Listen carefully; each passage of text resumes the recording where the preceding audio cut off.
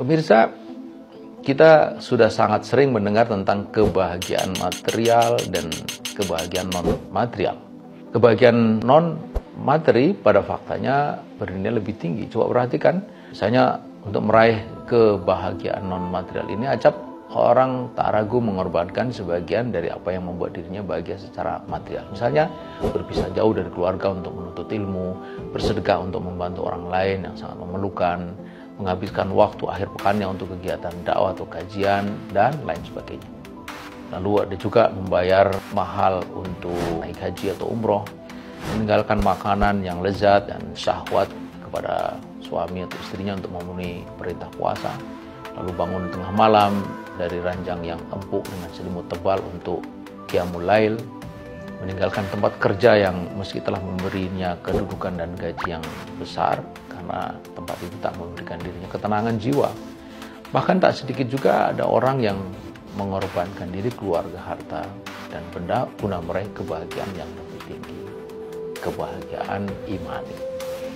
Inilah yang oleh para ulama disebut sebagai al-mahabbatus syar'i, kecintaan yang sesuai dengan ketentuan syariah. Inilah cinta yang telah dibingkai oleh keimanan dan ketentuan Allah, syariat Allah. Dengan itu, kecintaan terhadap segala yang bersifat material tidak dibiarkan tumbuh hanya di atas dorongan naluri semata, tapi dibimbing oleh nilai-nilai, aturan-aturan, dan ketentuan syariat Allah. Dengan kata lain, itulah kecintaan yang timbul berdasarkan iman dan ketaatan. Al-mahabbatus syar'i.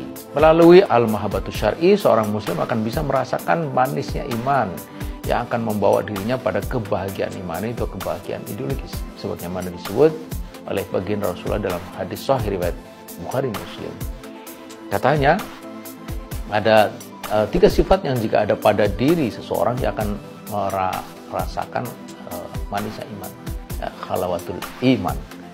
Yang pertama adalah cintanya kepada Allah dan Rasulnya lebih dari selain keduanya. Kemudian ia mencintai dan tidak mencari seorang semata karena Allah. Ya, yang ketiga, ia membenci untuk kembali kepada kekafiran setelah Allah menyelamatkan dia, sebagaimana ia benci apabila dilempar ia ke dalam api neraka. Nah, kecintaan syar'i ini, pemirsa, akan membawa seorang muslim terhindar dari sekedar kecintaan yang bersifat naluriah. Nah, bolehlah kita sebut dengan istilah al-mahabbatut tabi'i. Memang ada secara naluriah pada setiap manusia kecintaan terhadap harta, benda, kendaraan, perhiasan, sawah, ladang, hewan ternak. Nah, ini yang disebut dengan hubut tamoluk, ya.